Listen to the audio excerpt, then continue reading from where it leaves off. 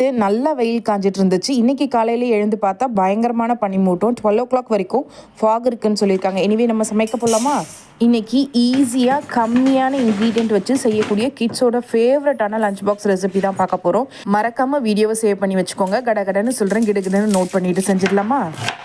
ஒரு medium size onion எடுத்து ஆனியனை நல்லா ஸ்லைஸ் பண்ணிக்கோங்க. ஒரு பேன் சூடானதும் அந்த பேனில் எண்ணெய் ஊற்றி எண்ணெய் காயட்டோன்னு பட்டை, லவங்கம், இலை இது மூணுத்தையும் போட்டு இது கூடவே ஸ்லைஸ் பண்ண வெங்காயத்தையும் போட்டு நல்லா வதக்கிக்கோங்க. வெங்காயம் வதங்கிறதுக்குள்ளே ஒரு கைப்பிடி அளவு தேங்காய், 4 பச்சை மிளகாய் இது ரெண்டுத்தையும் ஒன்றா சேர்த்து ஒரு மிக்சி ஜாரில் போட்டு நல்லா அரைச்சி அந்த தேங்காய் பாலை வரைக்கும் வடிகட்டி எடுத்து ரெடியாக வச்சுக்கோங்க.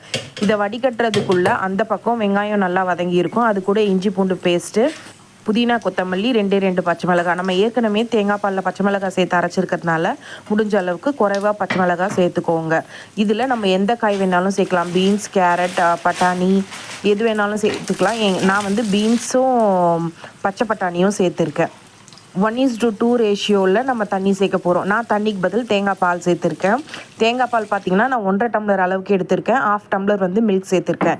நான் 2 டம்ளர் அரிசி போட்டதுனால 4 டம்ளர் ஊற்றணும் இல்லைங்களா? 2 டம்ளர் பாலும் 2 டம்ளர் தண்ணியும் ஊற்றிக்கிறேன். உப்பு செக் பண்ணிவிட்டு நல்லா கொதி வரட்டோன்னு விடுங்க. கொதி வர நேரத்தில் மீல் மேக்கர் எல்லாத்தையும் அதில் போட்டு ஒரு ஃபியூ செகண்ட்ஸ் விடுங்க. மீல் மேக்கர் வெந்து வர நேரத்தில் நம்ம எடுத்து வச்சுருந்த பாஸ்மதி ரைஸை சேர்த்து அது கூடவே கொஞ்சம் நெய் ஊற்றி மூடி வச்சு ஒரு 10 நிமிஷம் வச்சு எடுத்தோன்னா சூப்பரான ஒரு லஞ்ச் பாக்ஸ் ரெசிபி ரெடி ஆகிடும்.